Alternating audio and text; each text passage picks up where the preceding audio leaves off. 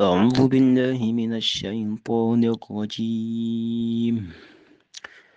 قلنا اهبطوا منها جميعا فإما يأتينكم مني هدى فمن تبع هداي فلا خوف عليهم ولا هم يحزنون. والذين كفروا وكذبوا بآياتنا أولئك أصحاب النار هم فيها خالدون. يا بني إسرائيل اذكروا نعمتي التي أنعمت عليكم وأوفوا بعهدي أوف بعهدكم وإياي فارهبون. وآمنوا بما أنزلت مصدقا لما معكم ولا تكونوا أول كافر به ولا تشتروا بآياتي ثمنا قليلا وإياي فاتقون. ولا تلبسوا الحق بالباطل وتكتموا الحق وأنتم تعلمون. وأقيموا الصلاة وآتوا الزكاة واركعوا مع الراكعين. أتأمرون الناس بالبر وتنسون أنفسكم وأنتم تتلون الكتاب أفلا تعقلون. واستعينوا بالصبر والصلاة وإنها لكبيرة إلا على الخاشعين الذين يظنون أنهم ملاقو ربهم وأنهم إليه راجعون.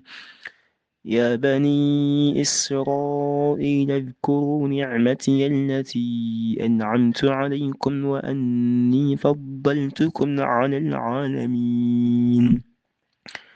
واتقوا يوما لا تجزي نفس عن نفس شيئا ولا يقبل منها شفاعة ولا يؤخذ منها عدل ولا هم ينصرون. وإذ نجيناكم من آل فرعون يصومونكم سوء العذاب يذبحون أبناءكم ويستحيون نساءكم وفي ذلكم بلاء من ربكم عظيم. وإذ فرقنا بكم البحر فأنجيناكم وأغرقنا آل فرعون وأنتم تنظرون. وإذ واعدنا موسى 40 ليلة ثم اتخذتم العجل من بعده وأنتم ظالمون. ثم عفونا عنكم من بعد ذلك لعلكم تشكرون. وإذ آتينا موسى الكتاب والفرقان لعلكم تهتدون. وإذ قال موسى لقومه يا قوم إنكم ظلمتم أنفسكم باتخاذكم العجل فتوبوا إلى بارئكم فاقتلوا أنفسكم ذلكم خير لكم عند بارئكم فتاب عليكم إنه هو التواب الرحيم. وإذ قلتم يا موسى لن نؤمن لك حتى نرى الله جهرة فأخذتهم الصاعقة وأنتم تنظرون.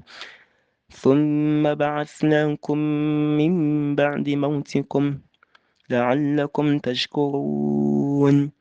وظللنا عليكم الغمام وأنزلنا عليكم المن والسلوى كلوا من طيبات ما رزقناكم وما ظلمونا ولكن كانوا أنفسهم يظلمون.